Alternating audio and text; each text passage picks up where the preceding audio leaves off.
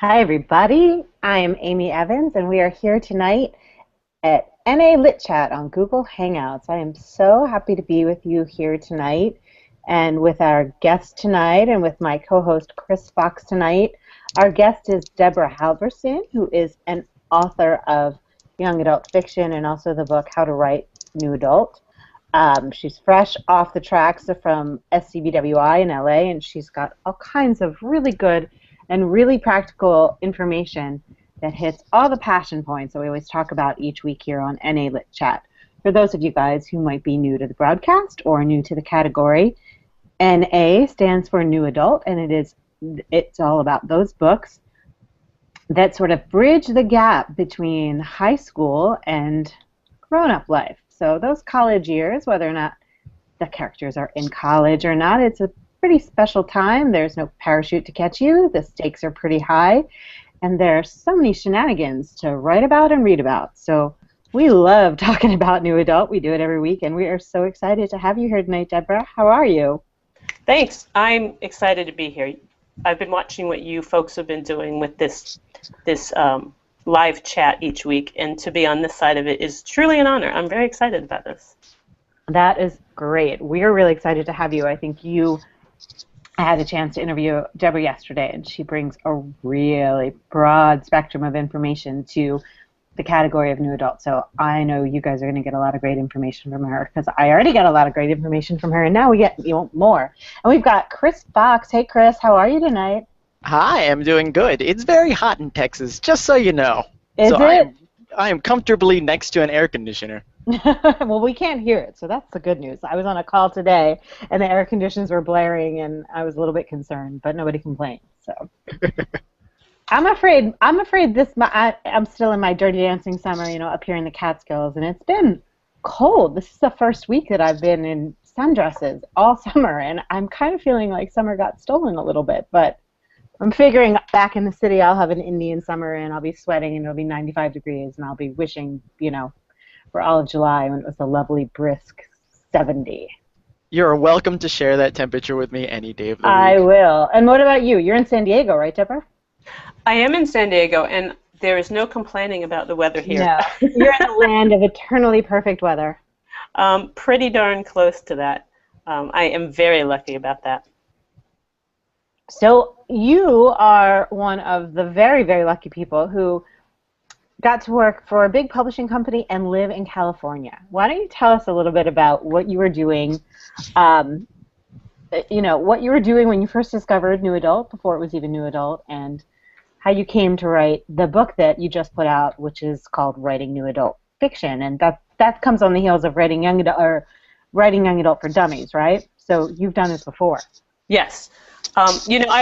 I was almost stupidly fortunate and lucky in I grew up in San Diego, and I wanted to become involved in publishing, and it just so happened Harcourt had their offices based in San Diego. They had been moved out here a number of years ago from the East Coast, and their children's books division was here. And so my first job in publishing was in the children's books division.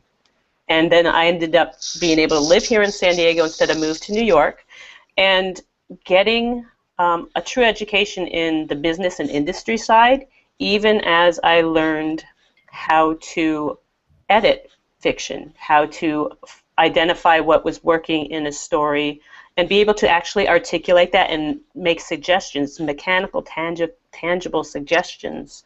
And what an amazing place to training ground. I was there for 10 years, and as you know, I have triplets, and when I had those guys, 3 little boys in 2005, it became pretty clear right away that I couldn't report to an office 5 days a week. So I went out on my own as a freelance editor, I'm already trying to talk her into doing all kinds of new fun things that you guys have been asking for, because she's phenomenal. Well, here's what was wonderful about starting out in children's books.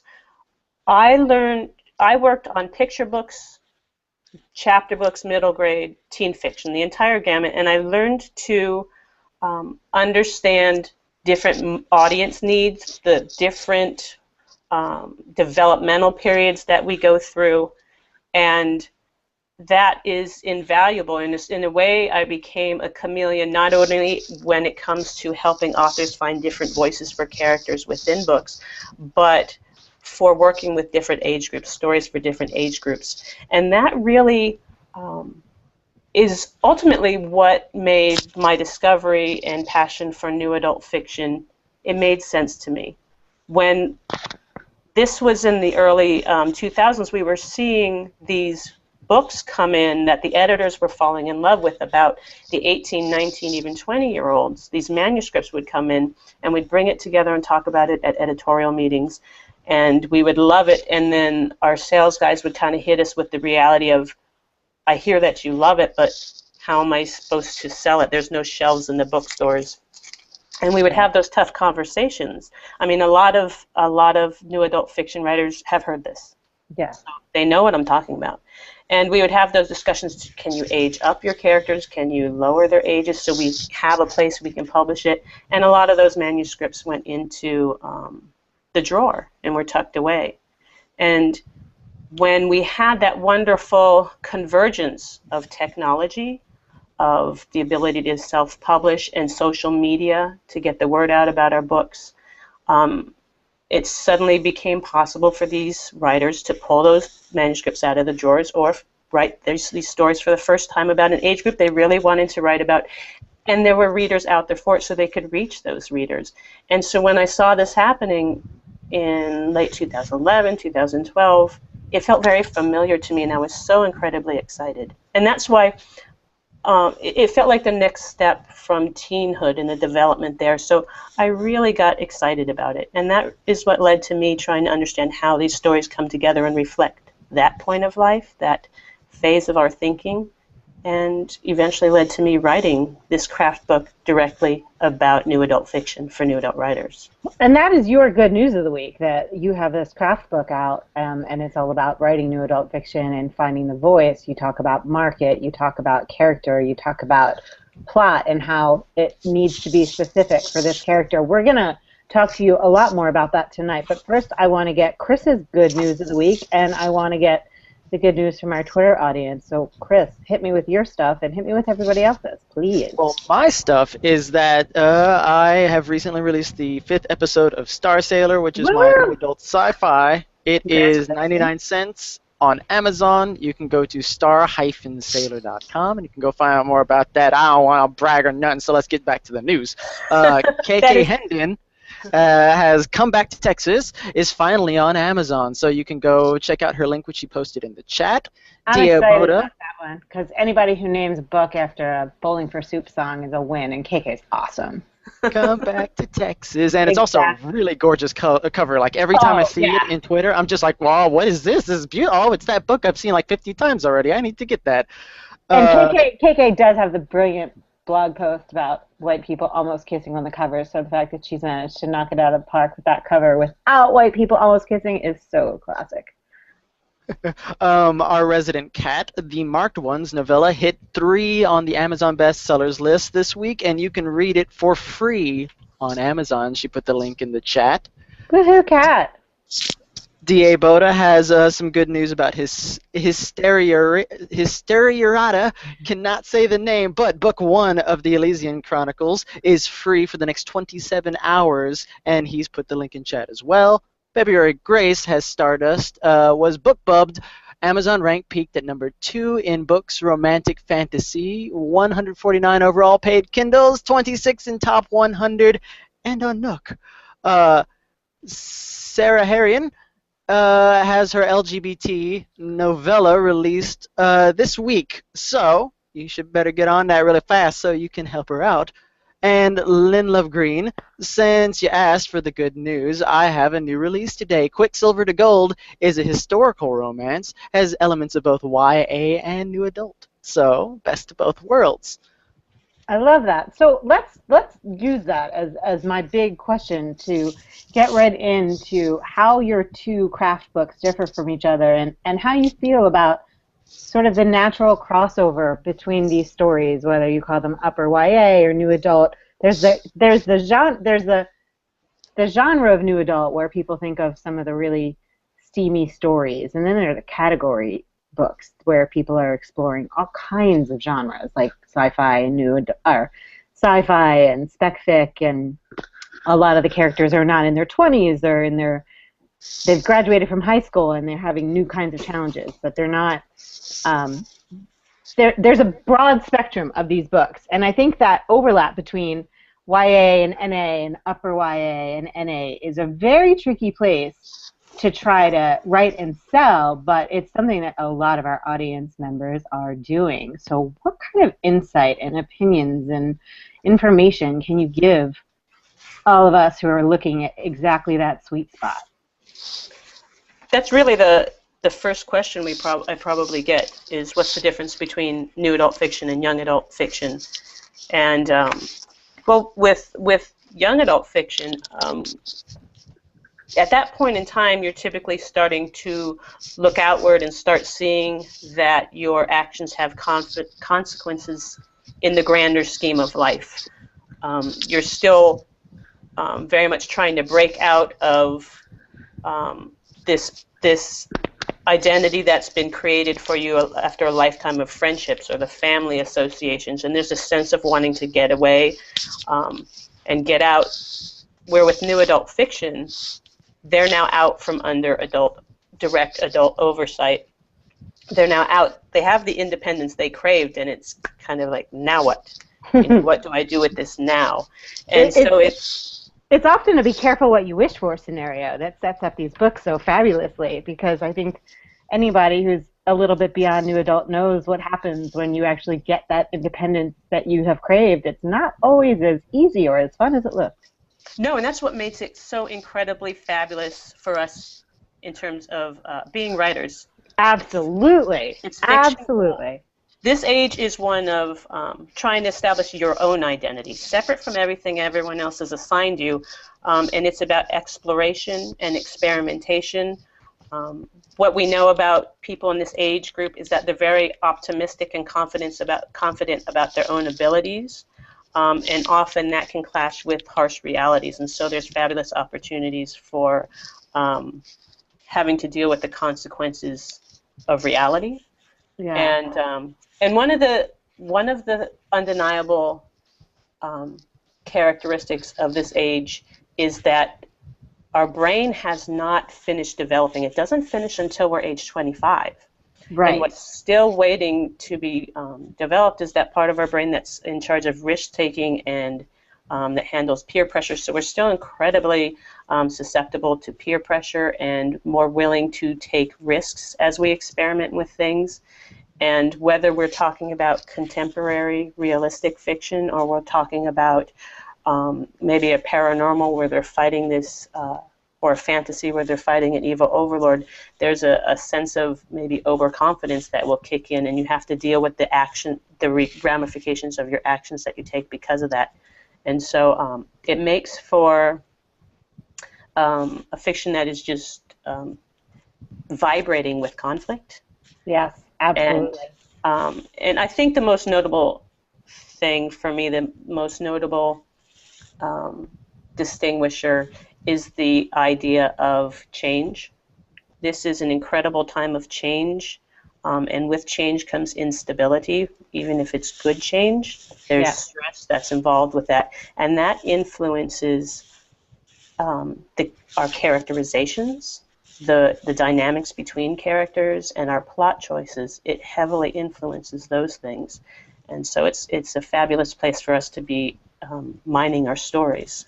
Yeah, I was drawn to new adult. I always had like 4 different books that I wanted to write that took place in this age group, because my personal life during that time was pretty interesting and tumultuous and full of passion and risks, and you know, I always felt kind of sad that there wasn't a place to share that, and I was focused much more on middle grade and young adult when I first started writing, because there was a market for that. And it's not that you write to the market, so to speak, but I think for most of us who would like to have a career in publishing, you have to pay attention to that.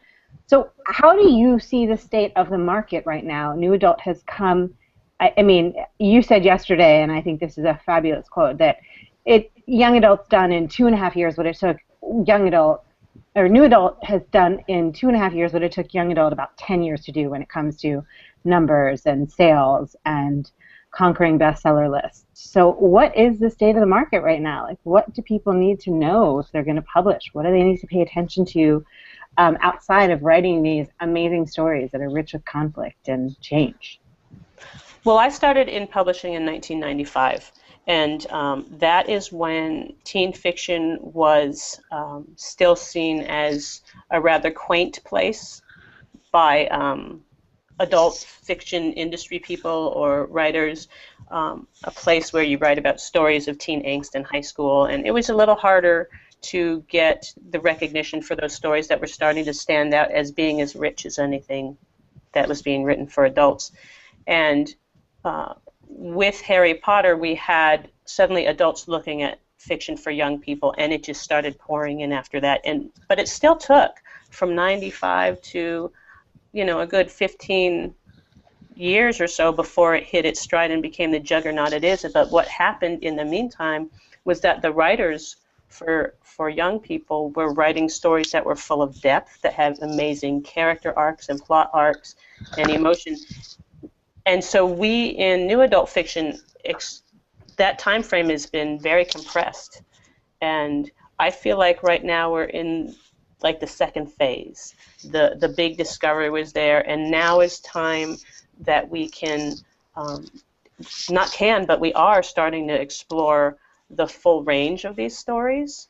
And we are starting to really get into how can I better tell these stories? We're having so much fun with them. What else can we do to make it a richer reading experience? And so I feel like we're in the next stage where the expansion is really going to happen. And I think it's an exciting. This is where EJ chimes in. Yeah. Can I get an amen? And I'm going to back at her. No, and I'm totally with you, and you know that. And our community, I think people are drawn here every week for exactly that reason, because we all love new adult. We all love everything that we've read so far. We're all eager to write something that's, that might not be what's already out there. And in order to do that, we sort of have to fragment the category, and that can be challenging for people. Chris's series is totally unique and really phenomenal. And I don't want to speak for you, Chris, but, how have you seen the new adult market, and how does it work with what you're writing? I know you haven't adapted. You've stayed very true to your story and your genre. But what are you seeing other people doing? What are you learning, and what do you think is happening next?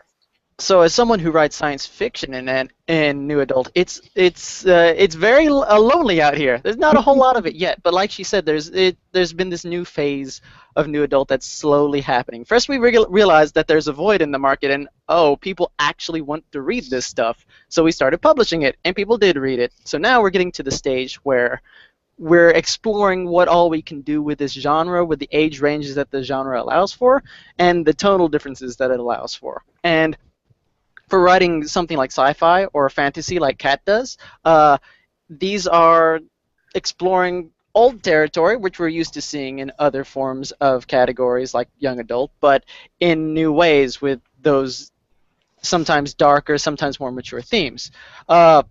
It's hard. There's no lies about that, because there's just not a whole lot of recognition that it's there yet. People don't notice it yet. But as things continue to evolve, I think that as we want more craving for things in this category, we'll see more of it from authors, which will garner more readers to say, oh, new adult is a thing, and it's actually writing in the genre that I prefer. I should go read that. I have two things to say on that, Yay. Chris. The first one being one of the first new adult fiction stories that I read that absolutely grabbed me was Aubrey Dion's science fiction novel Paradise 21: A New Dawn. And I apologize if I get her name wrong, because I've never actually heard it said. But in the very opening scene of that book, we have a character who's exploding out of her spaceship in an escape pod, because her community is on that ship, the last of the humans, and she's going to be put into a forced marriage. And she's hurtling through space at this planet that she's either going to crash land on, or she's going to land on it and it is barren. And yet she's screaming from as much escape and the freedom of it as she is from the fear of what's going on. And to me, that really spoke to what this fiction is, this sense of release and independence, even as just scary stuff lurches. And that was from a science fiction offering. Very nice. And then That's the awesome. second thing I wanted to say about that is the entire revolution. I don't even call it evolution. The revolution, because it was so quick and kind of hard fought in the trenches, came about because of writer empowerment. It was suddenly in our hands to write the stories we wanted to write and get them out there. We didn't have to have the middleman. There was a freedom in that. And I feel like that's the heart of new adults themselves, as well as the fiction. And I think that's what will usher the entire category in through this next phase. And so those who are writing in these genres that aren't necessarily contemporary realistic, that empowerment is going to be what drives it. I love hearing you say that, Deborah. I know that we have so many community members who are going to be really grateful for that information, especially coming from you. We can preach amongst ourselves all we want, but I think that you've really had a very unique perspective, from an insider's perspective and on the front lines, as well as doing your research and, writing fiction yourself. I personally, and I do not speak for our whole production team at all when I say this, I personally feel that part of the empowerment, I think that the emergence of New Adult and the way that it's just taken off has been in a huge part due to ebooks and the accessibility and the discoverability of authors and audiences. But I truly believe that a lot of the beginning authors, and there are a lot who are very well known and doing incredibly well, grew up in the Harry Potter, Twilight world. They did not have any older stories about those characters. We obviously have one very famous fan fiction conversion that I think does define the early days of the New Adult category. But there are so many writers that started off writing fan fiction and so many readers who started off reading it. Does that count in your world, or is that just me sort of watching from the indie world and seeing people come out of there, besides 50 Shades of Grey, of course? How do you mean count? Let's look. Laura Kay, who's very well known, and I think she just hit #4 with her new book that's out this week. She is pretty vocal about some of the fan fiction that she wrote. It was very well known back in the day, Twilight fan fiction. She's not published it at all. Her books are totally different from that, but she's certainly built on that audience and on that voice. I'm trying to think of more examples. This is a day and age where you can form your foundation and come into publishing from about 50 different ways. I mean, 50 is limiting it. And to come in with the experience of writing fan fiction and the reader base of it is absolutely a valid way to do it, and we've seen people do it. So, and there's a girl on Wattpad. What's her name? Anna. I'm forgetting. Oh, the young girl. She's not that young. No, we may be thinking of someone different. Yeah, there is a young girl, but there's somebody that just sold a dark. Sorry, guys, we're talking about One Direction again, but we had Wattpad on here a few months ago, and they had just been in the news because one of the girls who had written a One Direction fan fiction had just did a huge 3-book deal. And it was a new adult story that she's obviously going to, continue its real person fan fiction, which I think is a very strange, not strange, that sounds like a judgment, but it's not even Twilight, it takes everything a step further. But, she got a very big deal, and I think when you look at some of the people that have really been able to connect with audiences, there's a lot more than we might imagine, and I just believe it's because people grew up obsessed with these characters and not having a way to play with them and not having books to read once, Harry Potter and Twilight were done. You have these kids that grew up obsessed with fiction, and then all of a sudden they're in college and nobody's giving them books anymore. And then they're like, we don't need you to give us books, we can find them ourselves, which is exactly like you said, it is exactly the way that you're feeling, in college and in your 20s. You want to have that sense of discovery. You want to find things that are yours and yours alone. And it has just completely made this market in a really exciting way. You just set off a little light bulb over my head because I hadn't necessarily made a connection that you just made. These people who grew up with these long series, the Harry Potter series is many books, Twilight books is several books.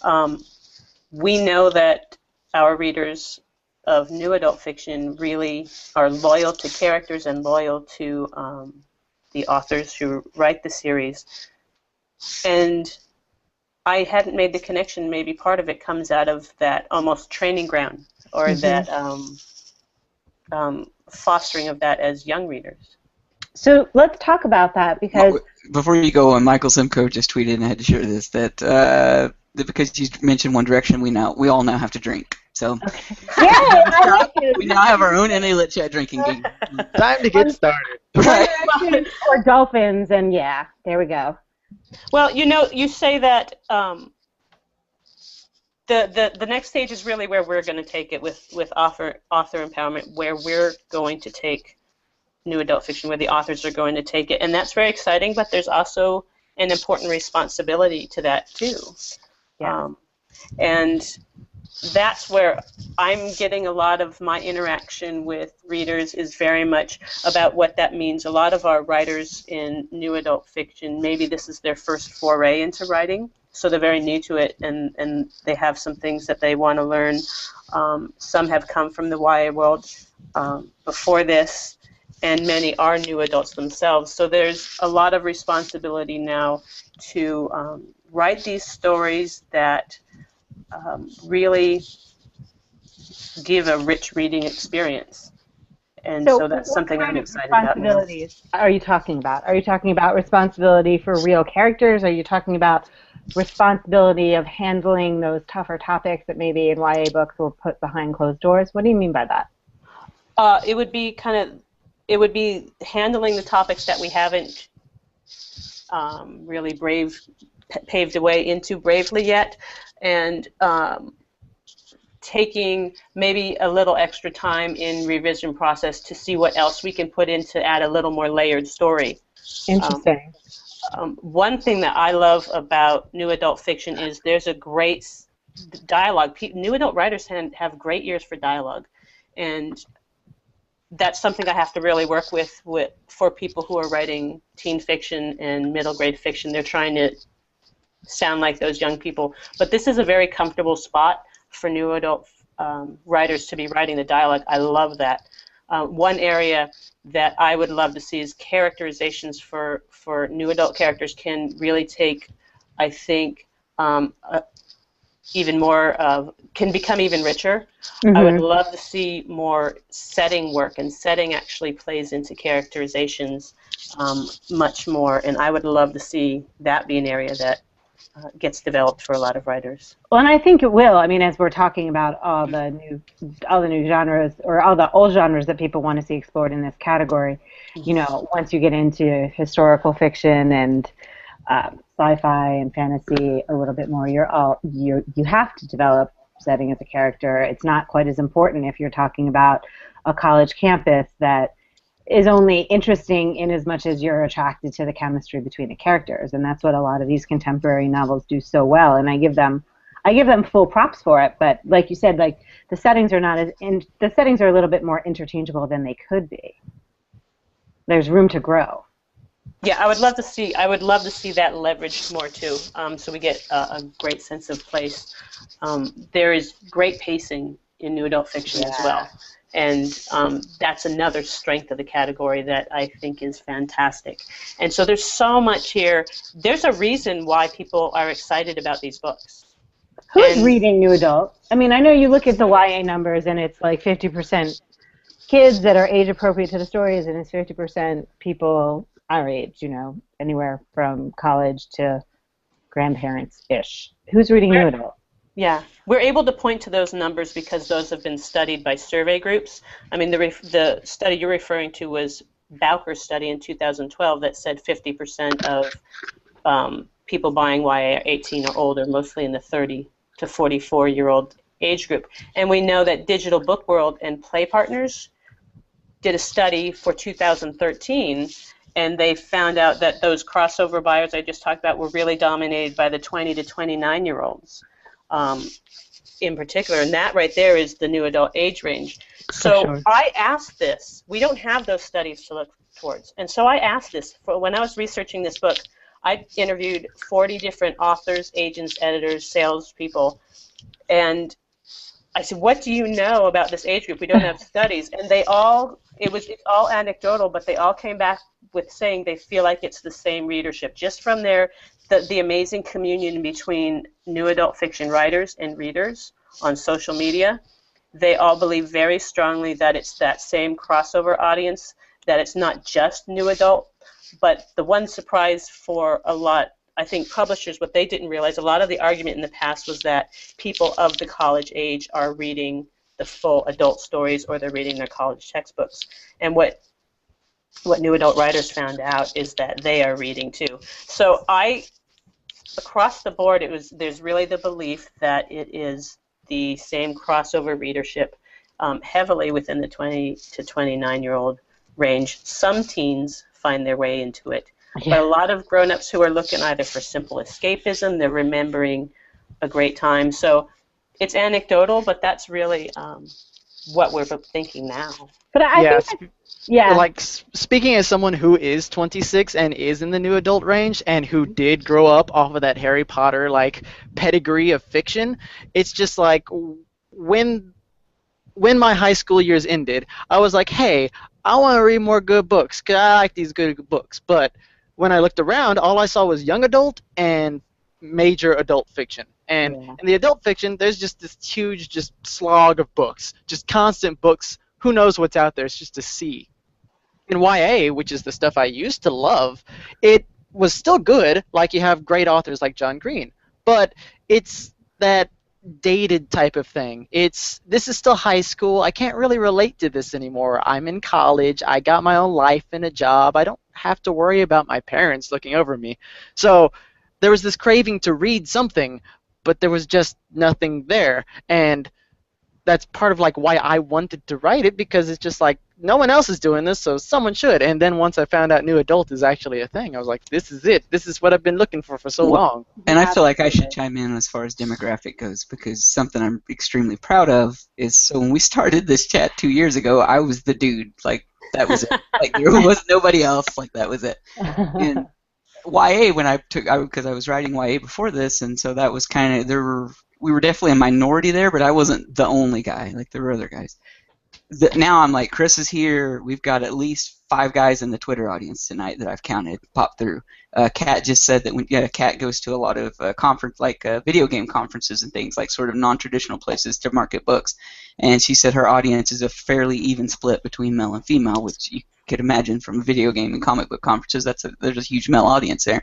So I'm extremely encouraged just in the 2 years we've been doing this about how I've seen it broaden just in that regard, just male to female split. So, well, that also echoes the change that we're seeing in looking beyond the contemporary romance story, which forms the foundation of it, and which so many readers still love, and I love them too.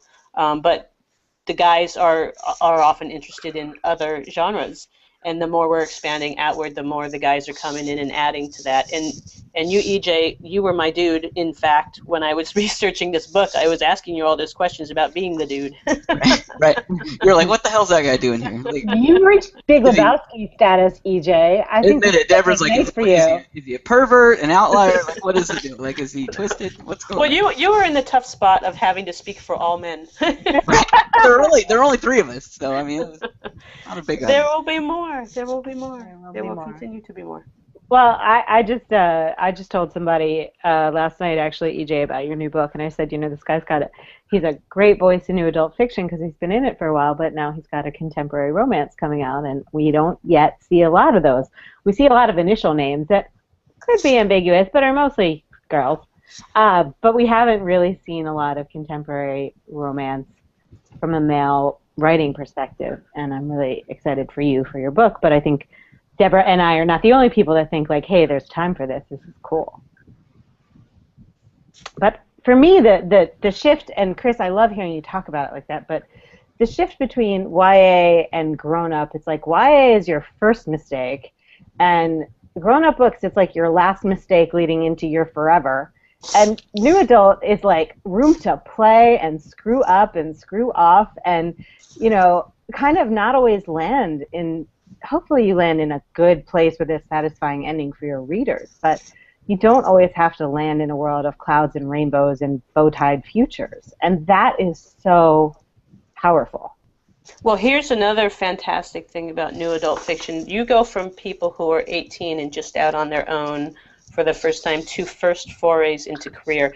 And that's an amazing breadth of storytelling space.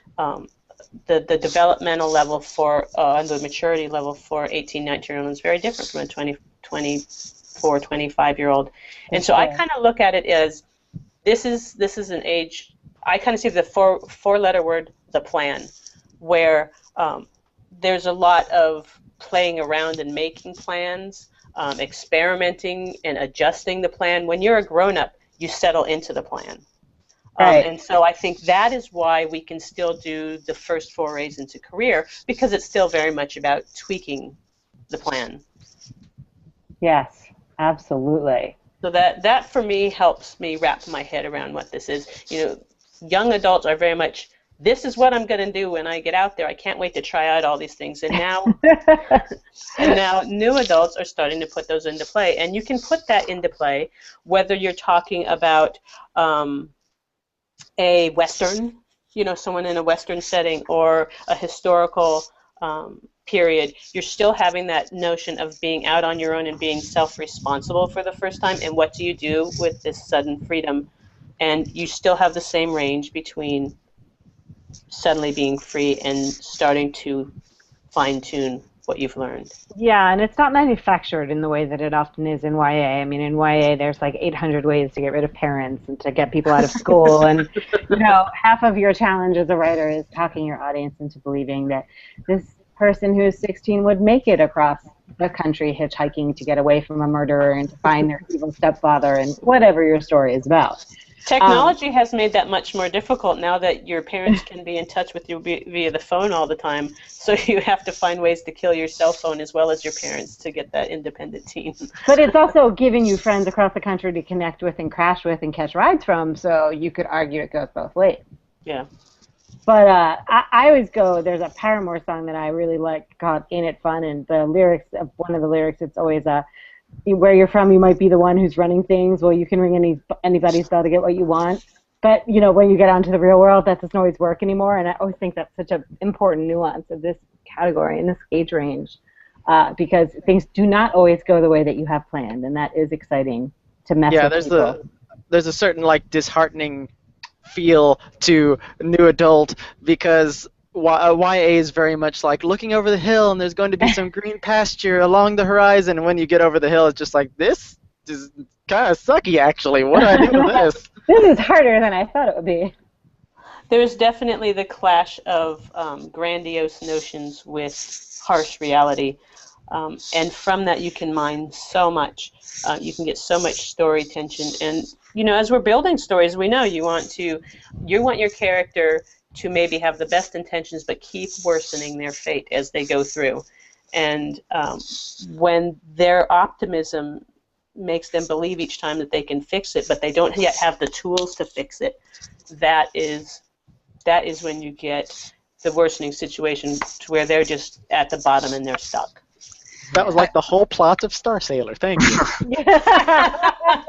I wanted to bring up real fast and get Deborah's opinion on this, because I think it's a fantastic point. Sarah Harrian on Twitter says, a huge chunk of the already existing audience for NA just wants steamy romance, and that's important to acknowledge. And I definitely agree with her. I think that you have to understand that's audience, and I just brought up the point that in my story I'm putting out, it has a romance as a key plot point in the story. It's not a romance, but it definitely has a key, as a part of it. And I wouldn't have probably included that had it been a YA story, but I know the NA audience has certain built-in expectations of it. And that's not to say I just shoehorned in, some sex or whatever into it. But I mean, I was aware of that. I had to think of that, and I was just wondering what Deborah's take on that is and the follow-up I gave to Sarah was that I do feel like that as we give that audience more, like a diversity of things, that they will start to want more, like they'll expect more and want more, which I think piggies back on what Deb was saying earlier. But I just wanted to get Deborah's opinion on that. Is that pervasiveness of the NA, has to be romance kind of thing? I believe that new adult fiction always, or pretty darn close to always, I don't like absolutes, has some kind of romance storyline in it, even if it's not the main storyline. And there's a very real reason for that, besides just the fact that we know readers are looking for romance in this category. And that is that at this time of life, that is an immense part of your life experience, is establishing new relationships, and in our teen years, that's there. It's just an awakening. It's more like, is this what love feels like? What does it feel like? And then we step into the zone where it's the next phase. And if we look at marriage as one of the 3 markers of adulthood, this is a phase that's going to start from teenhood on, and in the new adult years, it's very much becomes, so this is what a relationship is like, and how do I feel about that other person, and what traits am I really looking for? It's about establishing the meaningful relationship, even if it's not the search for Mr. Right, and that's an absolute important part of that stage of our life, and I think it's very real that it's a part of the social dynamics, and in any story we're going to write about it, there are going to be those that deviate, and there should always be those that don't follow the established rules, and we're starting to get some established expectations with our readers. The idea that there has to be explicit sex, there still is a high expectation for more graphic scenes, but I also think there's now room for building relationships, romances that are as much about the tension of that romance, about escalating to these scenes without necessarily having to name body parts and talk about, tab A into slot B. If you do your work to build a romance that is vibrating and comes to a climax, there's the real satisfaction. Otherwise, if it's just the parts you're naming, then you might as well, be handling porn. Are you a storyteller who's going to build the romance? And that's the most important element. And I think there is where we're probably feeling around on what we want to do as individual storytellers in the category as a whole.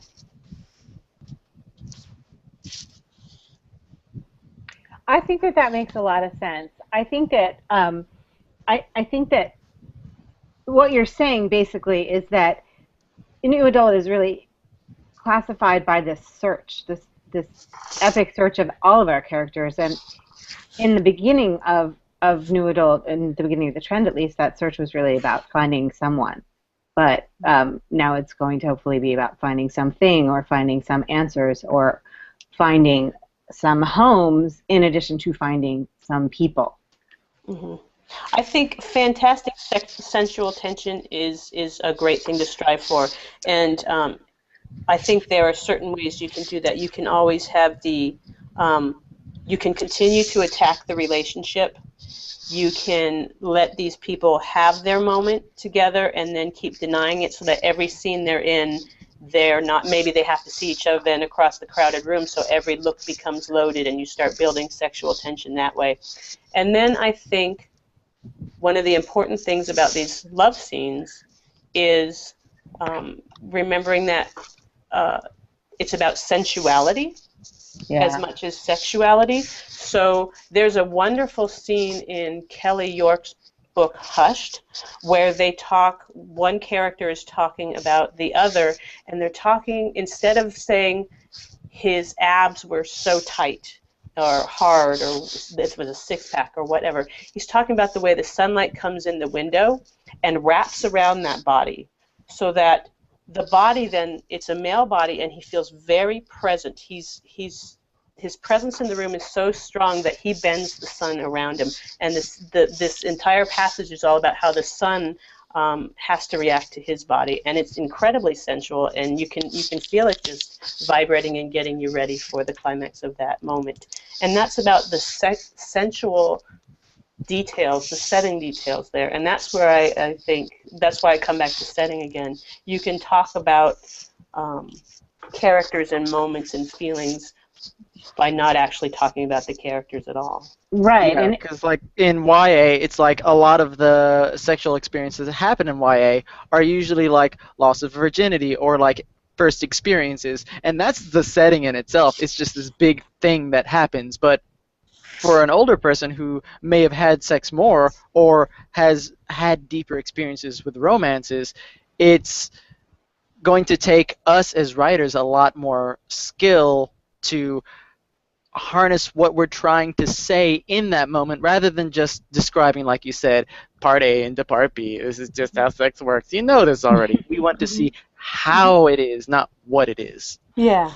You know, you can only read about tab A goes into slot B so many times, no matter how explicit it gets, without craving more. I look at what's kind of an extreme. You look at somebody like Kendall Gray. Her book Strings is one of those very polarizing new adult books, and it's because she goes so far with it that she makes talking. You know, she goes beyond the extreme of the way that she talks about sex. I don't see that as nearly as sensual as some of the other books that you're talking about that aren't nearly as descriptive. Just because to me that's like a crack writing challenge more so than it is about trying to show something sensual. But new adult does have the time and the space for those experiences. Sex in young adult novels is often furtive and rushed simply because of the settings that the characters are in. And in new adult, it sounds like you really want to see that drawn out so much more.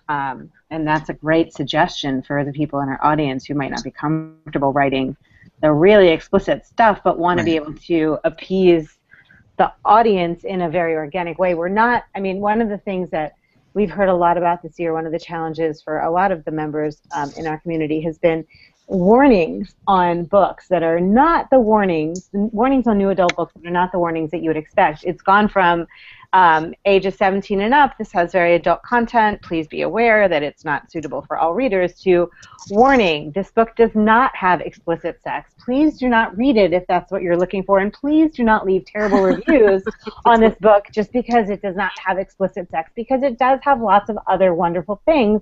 And if you are only looking for explicit sex, I will tell you right up front that this is not the book for you.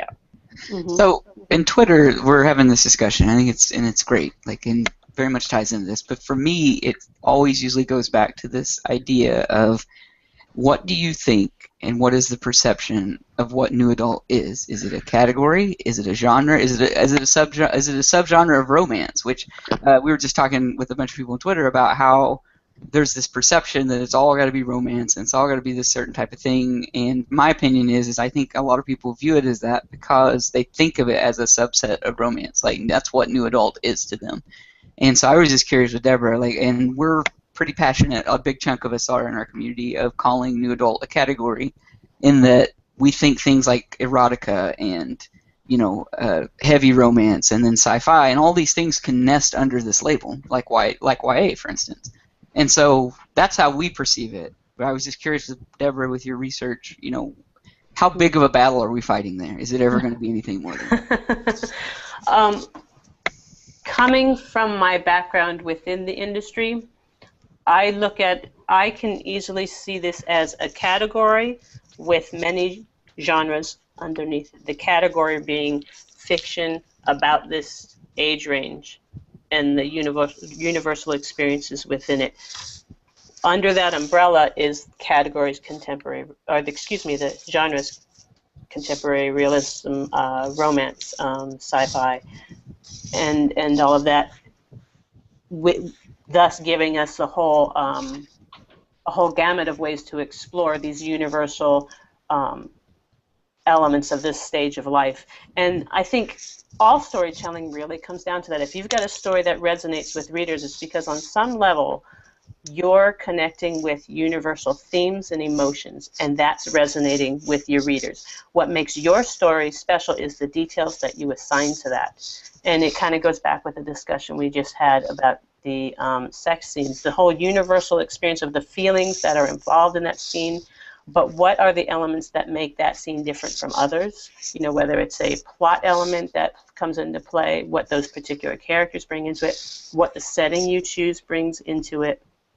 For instance, if we've got, you know, two characters who are in a room where the female suddenly discovers in the guy's bedroom there's this pillow that had been hand sewn by his previous girlfriend, you know, that would be a specific element to your story, but all the emotions that it triggers are the universal ones. And so I see the category of new adult fiction as one being about all these things we've talked about. What makes this age period, you know, the instability, the taking on responsibility. These are all the things that people are looking for when they turn to read a book in this category. They pick your specific book because of the specifics you wrap around it, whether it's in this genre of sci-fi and then what you do within that. Yeah, the new adult like category just adds more context to the context of whatever genre or whatever style of writing you have. That just heightens whatever you're trying to say. And like whenever this conversation comes up, I always try to remind people that if you look back like 10 years ago, YA was all contemporary romance, and then it evolved into all kinds of different fiction. And I have a feeling that NA will take the same route. Do you think with your background and your knowledge, do you think it'll take the same route? It's all cyclical. Look at what we're seeing in the news right now with young adult fiction. It's back to contemporary contemporary realism. We've got The Fault in Our Stars. We've got Eleanor and Park. I guess that's a little historical because it's in the 80s. But all the John Green novels are great examples of that. We're back in that swing, and that's what the media is picking up on, and so that's what people are seeing. And a couple of years ago, it was all paranormal. So it is all cyclical, and it's also a matter of what is held up as the defining book of that moment, or the few defining books of that moment. And what we had defining new adult fiction at the beginning was the contemporary romance. Is it going to continue to expand beyond that? I believe so. Is it going to leave that? By no means will it do that. That is still very much an important part of it.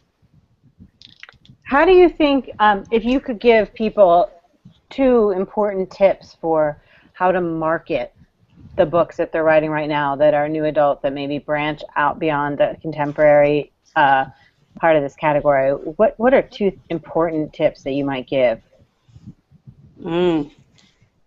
That is hard. We're all looking for the magic arrow for how to do that. Yeah. The first thing probably is just to realize that you can't do it all and that you have to pick. Okay. Absolutely, we know that social media is essential, but what within that are you going to focus on? You can make yourself absolutely nuts trying to do it all, and there are so many avenues you can choose. You have to be realistic with yourself and choose maybe 3 things that you're going to do and really focus on and do well and really connect with people. And because we know that connection, that communion between writers and readers is where the magic happened originally and how this community continues being stoked. So you have to figure out what are the most important things. Yes, you could be adding all these other things to your time, but that would be the first thing. And the second thing is, you know, you're going to hear my editor background kicking in here, is that speed kills. You can see what's hot, you can know you have a great idea and you want to get it out there. Take the time to make sure that what you offer is going to really make your readers happy, because it's a great story, it's got the craft, and it's really good. And then they'll keep coming back for more, and they will take the time to share that for you. It will then take on a life of its own. And that's what happened with the original pioneers of this. These books took on a life of their own, and they all said, I had no idea this was going to happen. It's because they wrote great stories. What are the books that you see that kick this off? And my big question of the night, and it's 9:57, and I'm sorry that we're just getting to it, but I'd really love to know, looking backwards, you know, what do you think the big recent books are that kick this off? Who do you see as really the category leaders who did exactly what you suggested? And even more interestingly, what books would you think would be categorized as new adult if they came out today? I think, of course, we've got Tamara Weber with her Easy. We've got Jamie McGuire and Molly McAdams. We're really there at that moment. And Sylvia Day with her Bared to You. These books really kicked it off and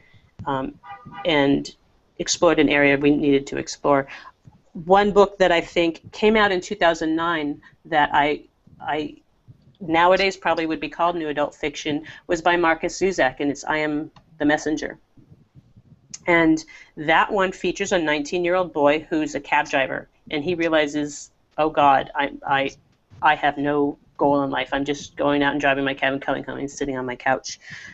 But because Marcus is the author of The Book Thief, which was very big in children's books, obviously, it was published within children's books, and we did not have the category new adult fiction.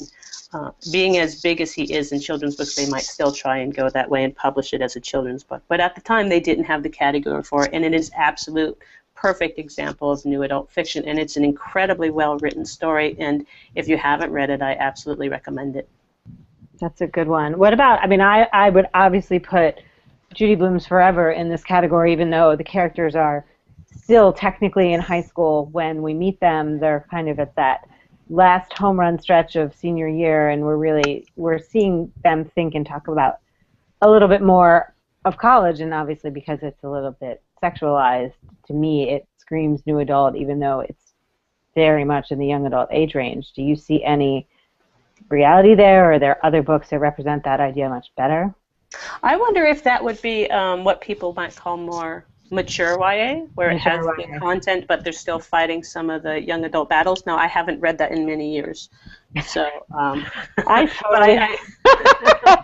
You probably read it last week. I would be very curious to hear what some of the listeners. What are Twitter peeps? Yeah, so we've got bunches and bunches here. So and I'm going to throw out a mix because some people threw out like television series. Kat threw out a graphic novel, which I think is an excellent point. I think graphic novels went and manga particularly went NA before anything else did. Yeah. And so I thought that was fantastic. Mara Valderan says, I think Buffy is a really good example of graduating to NA. And that was also common. A lot of people threw out stories that sort of didn't start as NA but became NA at the end, and that was some of their favorites. Let's see if I can scroll through here and find some more. I want to hear about books. Come on, people, give us your books. Let's see. I really believe The Hunger Games because there's no high school about that at all. Right. Bailey says Bloodlines could be marketed as NA, except that the Vampire, I think it's a Vampire Academy book that somebody threw out. And like I said, you have to be patient with me because I'm having to scroll all the way back through the Twitter feed here. What about you, Chris? What's one of yours while we give EJ a second to look? Like Kat, there's so much manga and Japanese literature in particular, which really gets that new adult age, and there's just like no real distinction over in that culture, so it's just like this sort of literature was just normal. It's just typical, whereas we just put a special emphasis on new adult. Golden Compass by Philip Pullman was really good, and it had like upper YA, which nowadays is just like kind of getting mixed in, and Scott Pilgrim is like the hallmark for me of new adult lately. Really? Cheryl Ann mentioned Harry Potter and the Deathly Hallows, and I think that goes to what Deborah's point is about probably being in that upper YA cusp, because there's definitely I've seen fans complain. They're like, why didn't Hermione and Ron hook up or whatever? I've heard that complaint. That seemed like a very natural thing for them to do in the last book. But some other books here, we've got Where She Went by Gail Forman. Somebody recommended Starship Troopers and The Neuromancer. Starship Troopers. Right? Somebody threw that out. Let's see. Kat threw out the graphic novel Blankets, which I totally agree. Very good. Very NA feel to it. Kat knows her graphic novels, doesn't she? She definitely does. She said Fangirl. Sarah Harrion threw out Fangirl was a book that was kind of marketed a little bit differently. Let's see. Ava Jai threw one out here too. Breaking Dawn, somebody put out there, so I thought that was interesting. Ava said Warm Bodies was one that she thought was kind of had a very NA vibe to it. I'd put the host in there too if we're talking about Stephenie Meyer. I mean, Right. Breaking Dawn was still the evolution of the series, but the host was a standalone. So we will pick one of these winners, and we will be in touch. Does anybody have any that jump out to you that was just like a really unique one that we should just pick out? Or there's some pretty good ones there. I like Warren Bottom. I am looking forward to going and reading Blankets because I feel like graphic novels are a blind spot of mine, and that is going to be my entry point, I think. Ooh. It's a very good entry point. It was actually mine. It's the first one I read, and I'm like a huge Batman and all that stuff fan, but like that was the first, but like true graphic novel I read, and it blew me away. Kat is a very trustworthy guide into that world for sure, and Chris. Absolutely, yeah, they're both very good. So thank you guys on Twitter for all the great. She said somebody else threw out a late one here. I Still Say Fire by Kristen Cashore should have been in a, and I'm not familiar with that book, but it's probably worth looking into. So we are going to wrap up, but Deborah, you've got some big things that you're doing that sort of blend your editorial business with your book about writing new adult. Tell us what you have coming up in the next couple of weeks, because I think we've got a lot of people that might like to take advantage and pay a little bit of attention to what you're doing on your website. You know, I do, and it's completely coincidental that today is also the release day for the new book, Writing New Adult Fiction, but it also allows me to announce that next week on my website, deareditor.com, I'm doing launch week, so every day I'm giving away free partial edits, and on the very last day I'm giving away a full manuscript edit for free to celebrate this. Wow. And each day I'll be giving tips, actual craft tips from the book, and I'll also be highlighting the amazing best-selling authors and agents who contributed little sidebars or essays to the book as well. And so next week is kind of a real exciting week there, and you can check it out. That's the website that I have where it's like Dear Abby for writers. You write in with your question, and I give an answer. So that's just always there for those random questions you have that you wish you could just ask an editor. And it's my fun way to merge my background and my editorial side with what it's like to be an author. I know what it is to have those questions. And so that's my big thing for next week. So if you guys want to try and get some editorial feedback on your manuscripts, that is one way you can do it. That's phenomenal, and I'm really excited to see that. Deborah really has a great voice when it comes to the questions that she answers. A lot of them are directly relatable to or directly about either new adult novels or really, impactful on writing for this market. And I think that's a very unique voice. We don't have a lot of people that are so experienced in targeting the things that we need to ask. Thanks. I like to do it, and I will just say, like, the last letter I answered was someone saying, well, the agent said my book was not literary enough. What does that mean, and what do I do with it? And it was a really fun one to answer because we got to try and talk about codify a real abstract reaction to a book, but actually give tangible mechanical things she could do to the manuscript if she felt like that was a valid thing to pursue. And so that's the kind of thing I like to do. I really feel like people need to walk away from their time with me having something that they can apply to their work. Well, you also have a great piece in Publishers Weekly that I just read that was a fantastic wrap-up of new adult information and trend spotting from SCBWI in LA, and that's an interesting place to talk about new adult because SCBWI is the Society of Children's Books Writers, so it runs a gamut of your background with picture books and middle grade and young adult, and now it sounds like they've done a lot of discussions about new adult too. So EJ's probably going to tweet that link out if he hasn't already, but you guys, that's a great article to check out. So thank you. Thank you.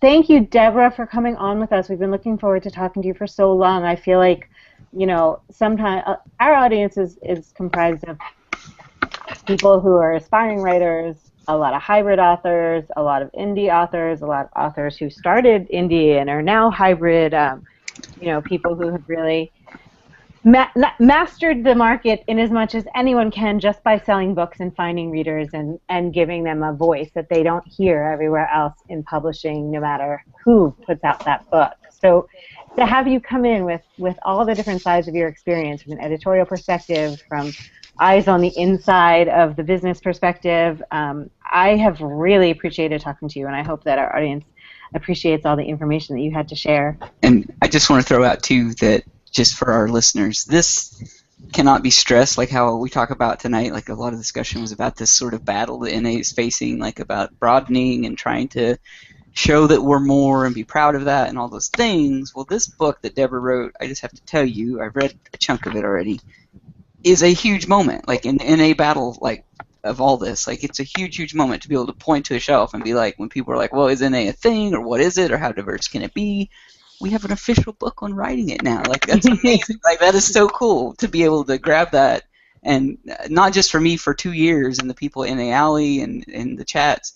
We've been answering this question over and over. Well, you know, I'm interested in NA, but how do I write it, and what do we do? And it's always been these, you know, anecdotal blog posts and all these things. And Deborah has really done a fantastic job of compiling just a great one-stop resource for this stuff. And so this will be on my bookshelf from now on. When I get those random tweets, you know, can you tell me about NA? I write YA and I'm interested in it. I'm just going to be like, go get this book and just kind of read it, and you'll be set. So. Well, thank you, EJ. That means a huge amount coming from you, because I know that you are a strong advocate for the category as well as for the writers themselves.